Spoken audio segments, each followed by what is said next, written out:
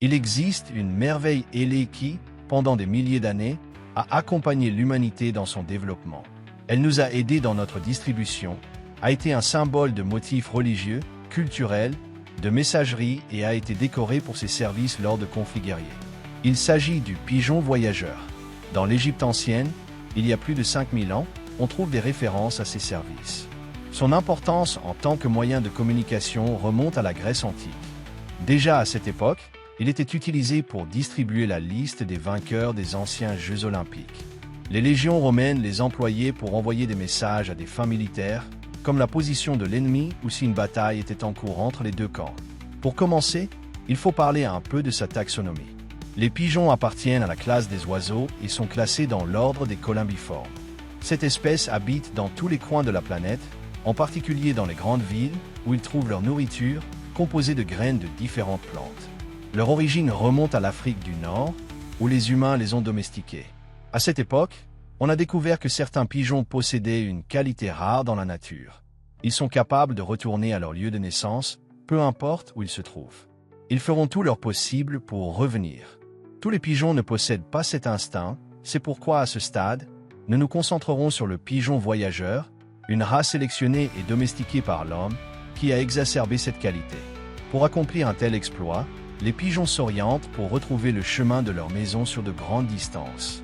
Ce mystère scientifique suggère qu'ils utilisent la position du soleil, les champs magnétiques terrestres, l'ouïe, la vue et même l'odorat, le tout dans le but de retrouver leur pigeonnier. Une fois là, le pigeon trouve sa nourriture, son partenaire, si c'est la saison de reproduction, c'est petit. Ils sont monogames par nature, mais les éleveurs choisissent leur partenaire à tout moment, ils ne sont donc pas strictement monogames. Les femelles pondent 2 œufs, qui ont une période d'incubation de 17 jours. À l'éclosion, les pigeonneaux naissent aveugles et sont couverts d'un duvet qui les protège uniquement du froid. Le père et la mère s'occupent d'eux pendant un certain temps, jusqu'à ce qu'ils puissent se débrouiller seuls. Les 2 parents leur fournissent une nourriture produite dans des glandes du jabot, enrichie de nutriments libérés dans cette cavité. Cette substance est appelée lait de jabot ou bouillie. Elle diffère du lait produit par les mammifères, car elle ne contient pas de lactose ni certaines graisses présentes dans le lait des mammifères. Cette nourriture est produite pendant environ les 7 premiers jours. Les pigeonneaux se nourrissent de leurs parents avec des graines et de l'eau qu'ils régurgitent pendant environ 25 jours, jusqu'au sevrage, moment où le pigeonneau doit se débrouiller seul. Ils apprennent à voler vers l'âge de 45 jours, s'exerçant à décoller et à atterrir. À 2 mois et demi, ils s'entraînent déjà en volant au-dessus de leur maison, ce qui leur donne la condition physique nécessaire pour parcourir les distances qu'ils doivent couvrir, tout en apprenant à localiser leur foyer. Les pigeons peuvent mesurer jusqu'à 37 cm, de la tête à la queue, et ont une envergure moyenne de 22 cm. Ce sont des animaux diurnes et ils peuvent être de différentes couleurs, comme le blanc, le brun rougeâtre, mais la couleur dominante est le gris avec des rayures bleutées et une tête de couleur bleu foncé. Ils peuvent voler à plus de 100 km/h pendant 6 heures d'affilée. Ils ont des prédateurs, notamment des rapaces comme les aigles, les hiboux et les éperviers.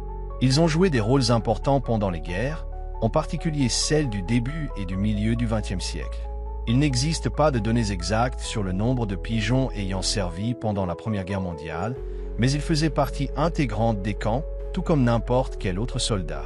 On estime que pendant la Seconde Guerre mondiale, 250 000 pigeons voyageurs ont été utilisés pour livrer des messages d'une importance cruciale pour les 2 camps. Dans de nombreux cas, ces messages ont été vitaux pour sauver des vies humaines pendant les conflits des 2 grandes guerres. Cela s'explique par le fait que les messages écrits étaient pratiquement impossibles à intercepter, car il n'y avait aucun autre moyen d'y accéder que de capturer le pigeon.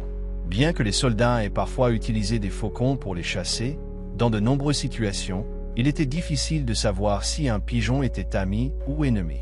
De plus, ils ne les capturaient pas toujours, ou s'ils le faisaient, ne les gardaient pas à proximité. Par conséquent, cette mesure pour prévenir le trafic d'informations a été abandonnée et n'a été utilisée qu'à des moments et dans des circonstances spécifiques. Pour vous donner une idée, il existe une médaille d'honneur décernée aux animaux, la médaille d'Iquin. Cette décoration, aussi importante que la croix de Victoria, a été remise à 54 animaux, dont 32 pigeons voyageurs qui ont sauvé des vies grâce à leur message. Pendant la Première Guerre mondiale, il y avait une pigeon nommée Cher Ami, qui signifie cher ami en espagnol, une femelle qui faisait partie du 77e escadron de la division d'infanterie, historiquement connue sous le nom de bataillon perdu. À un moment du conflit, ils étaient encerclés par l'infanterie allemande, et leur dernier espoir reposait sur ce pigeon. Ils l'ont libéré avec un message, mais il a été détecté par l'ennemi, ce qui a déclenché une pluie de balles. En plein vol, il a été touché par un projectile, perdant un œil et ayant une patte brisée, pendue à un seul tendon. Malgré cela, il a repris son vol et a réussi à atteindre sa destination pour livrer le message, sauvant la vie de 200 personnes pendant la Première Guerre mondiale. Pour cet acte de bravoure, il a été décoré de la Croix de guerre. Une héroïne anonyme. Lorsque la Seconde Guerre mondiale a pris fin, l'utilisation des pigeons comme moyen de communication est tombée en désuétude en raison du développement de nouvelles technologies de communication. Aujourd'hui, une fonction moins dangereuse a été trouvée pour ces oiseaux. Grâce à des croisements sélectifs, le pigeon de course a été développé, utilisé pour les compétitions. Les colombophiles, comme on appelle les éleveurs de ces oiseaux, sélectionnent des animaux capables de parcourir de longues distances à grande vitesse pour améliorer la lignée et la rendre plus compétitive et gagnante. Chaque pigeon reçoit une bague d'identification à 7 jours de vie qui sert de registre permanent. Dès leur plus jeune âge, ils sont relâchés sur de courtes distances pour développer leur capacité de vol et d'orientation. Les compétitions consistent à relâcher, depuis un lieu déterminé, les oiseaux de plusieurs colombophiles. Chaque concours augmente la distance et les pigeons s'orientent rapidement. En volée, cherchent à retourner à leur foyer respectif. Les mieux préparés et les plus compétitifs se distinguent de la volée, volant plus vite jusqu'à atteindre leur pigeonnier, où ils entrent.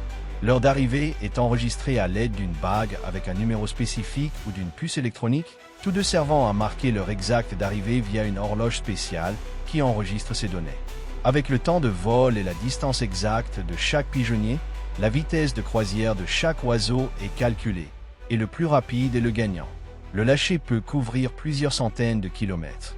Par exemple, en Europe, il existe des concours internationaux, le plus célèbre étant le lâcher de Barcelone, en Espagne, avec des destinations comme la France, la Belgique et les Pays-Bas. La distance parcourue par les pigeons lors de ces événements est de 1200 à 1400 km. Pour vous donner une idée, le Mexique est un pays qui mesure environ 3326 km de long à la frontière avec les États-Unis. Lors de ces vols, les pigeons parcourent pratiquement la moitié de cette distance en 2 jours, volant presque tout le temps et ne se reposant que la nuit.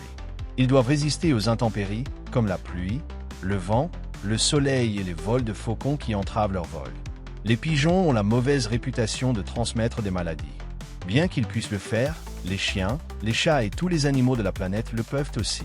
En leur défense, les maladies qu'ils peuvent transmettre sont très rares, comme la psittacose ou la toxoplasmose, entre autres. De plus, il faut avoir une très mauvaise hygiène pour les contracter, comme nettoyer leurs excréments à main nue et ne pas se laver les mains ensuite. Les parasites qu'ils peuvent avoir, comme la plupart de ceux qui affectent d'autres espèces, sont très spécifiques et se transmettent rarement aux humains. Par conséquent, cette mauvaise réputation est plus un mythe qu'une réalité. De plus, les pigeons de course sont soignés par leurs propriétaires comme de véritables athlètes, bien nourris, vitaminés, parfaitement propres et vermifugés. Sinon, leur performance en compétition serait très mauvaise. Il y a une grande différence entre le pigeon commun des églises et la race des pigeons de course. J'espère que la vidéo vous a plu. Si c'est le cas, donnez-lui un j'aime et partagez-la sur vos réseaux sociaux pour que davantage de personnes découvrent mon travail. Cela m'aiderait beaucoup. Si vous êtes nouveau, je vous invite à vous abonner pour découvrir plus de mon matériel et de mes futurs projets. Merci beaucoup d'avoir regardé cette vidéo. À bientôt.